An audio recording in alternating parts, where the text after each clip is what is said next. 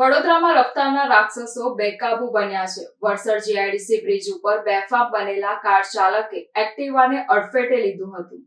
Vadsar GIDC bridge ઉપર બેફામ બનેલા કાર ચાલકે એક્ટિવાને અડફેટે લીધું હતું. વડસર જીઆઈડીસી બ્રિજ ઉપર બાઇક ચાલકની સાથે અકસ્માત સર્જ્યા બાદ કાર ચાલક ભાગ્યો હતો. ભાગવા જવાની લાઈમાં કાર ચાલકે એક્ટિવા સવાર દંપતીને પણ અડફેટે લીધું હતું. બાઇકને અડફેટે લઈને હિટ એન્ડ રન ઘટનામાં ભાગ્યા બાદ પહેલા એક્ટિવા સવાર દંપતીને અડફેટે લીધું હતું. એક્ટિવા સવાર દંપતીને અડફેટે લીધા બાદ કાર ચાલકે અન્ય કાર સાથે પોતાની કારને ટકરાવતા રોડ પરથી પસાર થતા અન્ય વાહન ચાલકોએ ઝડપી લીધો હતો. કાર ચાલકે નશો કર્યો હોવાની પણ વાત સામે આવી રહી છે. હાલમાં માંજલપુર પોલીસ મથકે બેફામ કાર ચલાવનાર કાર ચાલક સામે ફરિયાદ નોંધાઈ છે. હું મારા હસબન્ડને જ્યુપિટર લઈને આવતી હતી જ્યુપિટરથી.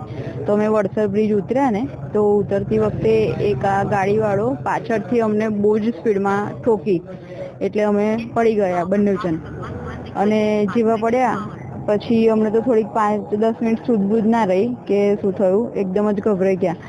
અને પછી થોડીક વાર પછી મારી આંખ ખુલીને તો મેં જોયું ને તો બધી બહુ પબ્લિક આગળની સાઈડ વડસર પેટ્રોલ પંપ છે ને ત્યાં બધી ભેગી થઈ હતી. એટલે એ જ ગાડીવાળાએ બીજા આગળ ગાડીવાળા જોડે અથાડી દીધી હતી અને બીજી એક ગાડી જોડે સેટ ટક્કર કરી હતી એવી. અને પછી અમે ત્યાં પહોંચ્યા ધીરે ધીરે.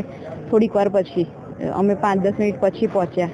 ત્યાંથી અમને બધાએ ઊભા રાખ્યા અને પછી જ્યારે અમે ત્યાં પહોંચ્યા ને તો એ માણસને જોયો ને તો એને એટલું બધું ડ્રિંક કરેલું હતું, એને ખુદને હોશપોશ નહોતો. બધાએ ગાડીમાંથી એને બહાર કાઢ્યો પણ એને હસ્યા કરતો હતો. એને કોઈ સૂઝબૂઝ જ નહીં કે મેં શું કર્યું છે એવું. તો બધાએ કીધું કે તે એક્સિડન્ટ કર્યો છે, આટલું બધું કેમ બધાને અથાડે છે, પણ કોઈ જેને રોલ નહીં, ખાલી હસ્યા જ કરે બસ આ જ. પછી મારા જેઠ ત્યાંથી જતા હતા એટલે એમને ઊભી રાખી ગાડીને જોયું કે કોણનો એક્સિડન્ટ થયો છે.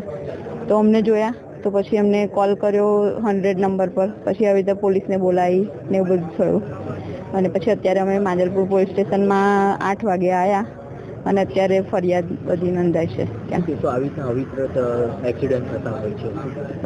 એટલે મેં અહીં ફરિયાદ કરવા માટે એટલા માટે છે કે મને વાગ્યું છે, જો હાથ પગ ને એવું છોલાયું છે. કંઈ એવું નથી થયું કે મારે અત્યારે હોસ્પિટલ જવું પડે. પણ મેં અહીં ફરિયાદ એટલા માટે જ કરવા આવી છું કે લાઈક રેગ્યુલર આ છેલ્લા 1 મહિનામાં તમે જો બરોડા સિટીમાં કેટલા બધા ડ્રિંક એન્ડ ડ્રાઈવના કેસ બન્યા છે.